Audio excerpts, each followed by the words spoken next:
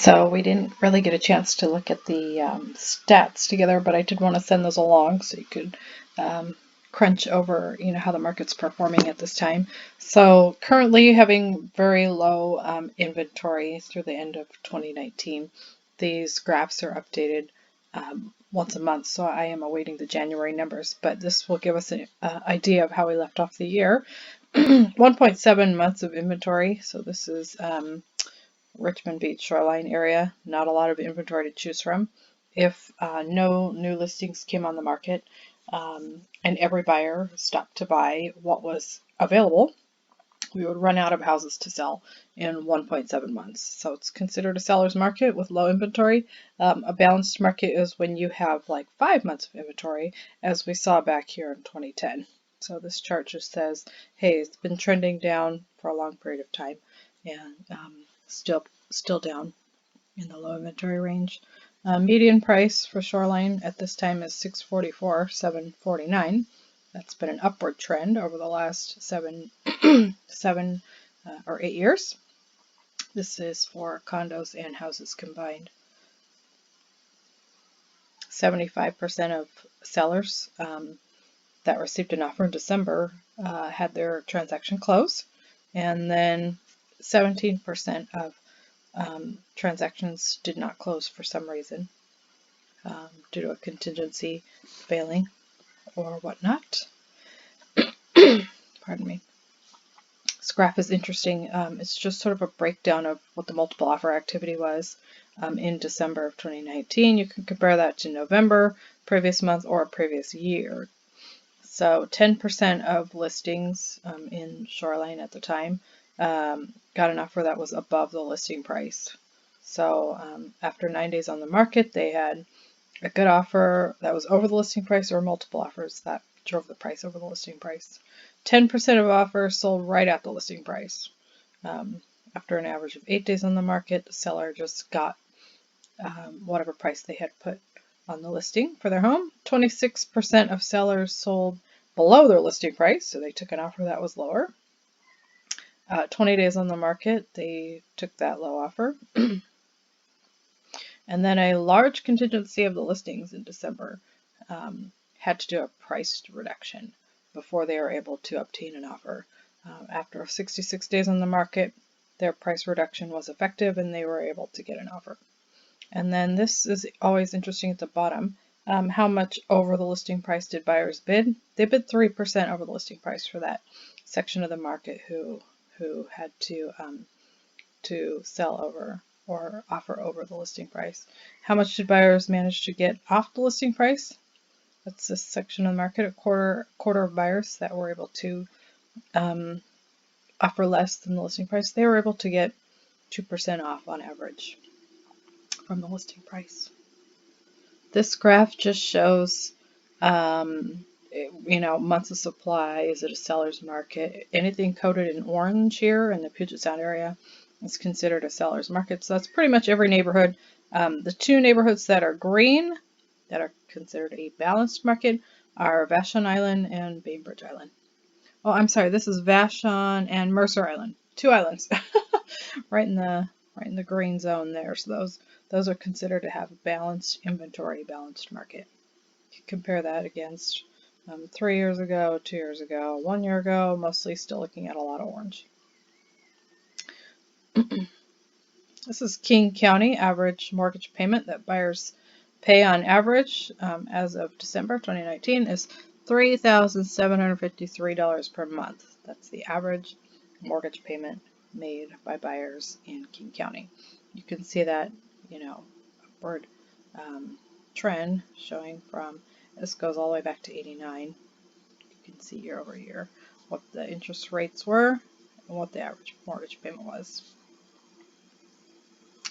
This is always an interesting graph. This is just showing you, hey, where we left rates off. At the end of the year, 3.7 compared to December 2018. Rates were about a point higher at 4.6.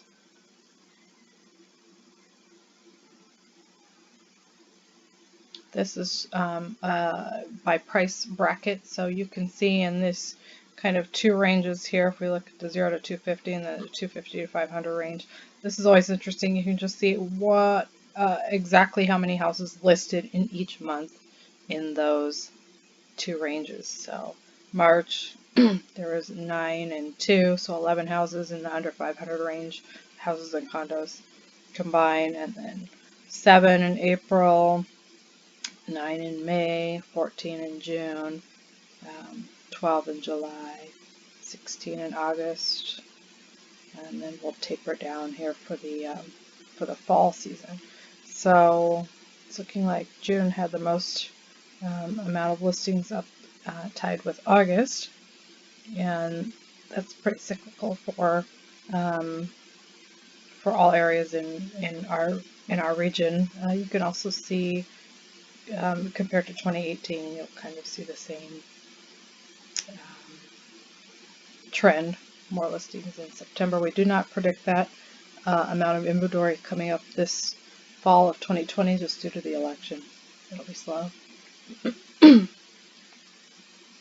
This is a month-over-month, year-over-year chart. You can see where prices went each month.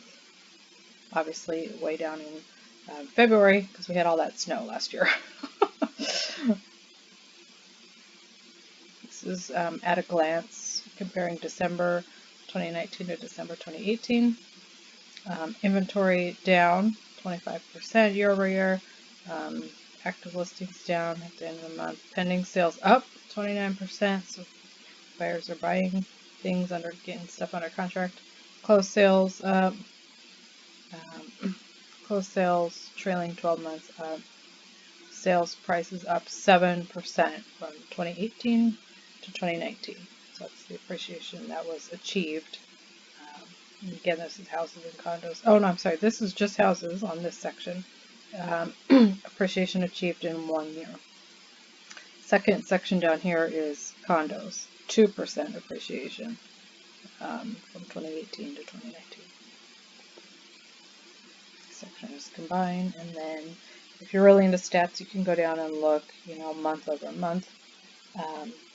This criteria: active listings, new listings taken, how many went pending, months of supply, number of closed, and then median closed sales price. 2019, 2018, 2017, you can roll all the way back. I believe it goes back to 2010. And this is for Shoreline area only. So I have a graph similar for any neighborhood you might be interested in. I did pull the Lake Forest Park graph, which is pretty similar. It does show, low inventory. 631, 750 is the median sale price, including condos and houses, townhomes altogether. Good odds for sellers on selling. Pardon me. Little decent here for sellers. We're able to obtain a little greater portion of sellers were able to obtain an offer over the listing price. Again, that offer was only 1% over the listing price. For the buyers that were managed to get an offer accepted under the listing price, they were able to achieve 3% off the listing price. And that was in December. This is the same exact chart, just showing it's the seller's market in all those neighborhoods. This is the same at the top, just showing the median, the average mortgage payment.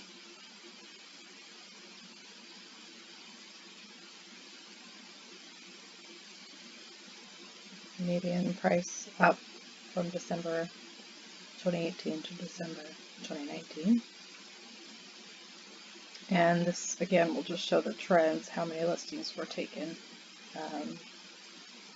How many listings were obtained closed in each month. So you can kind of add these two price brackets up to see kind of what the inventory is. So 18 choices in May, 15 in April, 8 in March, with the peak being in August. And again, you can see year over year, month over month per price bracket.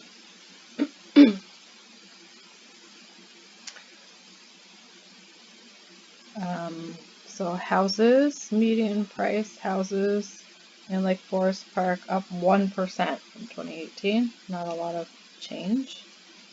2018 to 2019. And condos, 2%.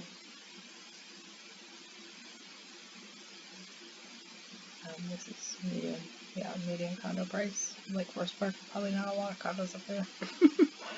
And they combine, and then the same data as the other charts. So I have these available if your stats inclined. Feel free to read through them and ask me any questions you might have. At this time, I'm just, yeah, not seeing a lot of inventory. We go and look in the entire city. I'll just do a quick search here in your price bracket. So this is all of Seattle, West Seattle. This is going to include Burien, and then Southeast Seattle. We are looking at 45 properties in your price range, under 400 that have 2 bedrooms or more, residential and condos. So it's not a lot to look at on the whole, but I do expect that to go up significantly. So that's sort of at a glance. And if you have any questions, let me know. I'm here to help. Thanks so much.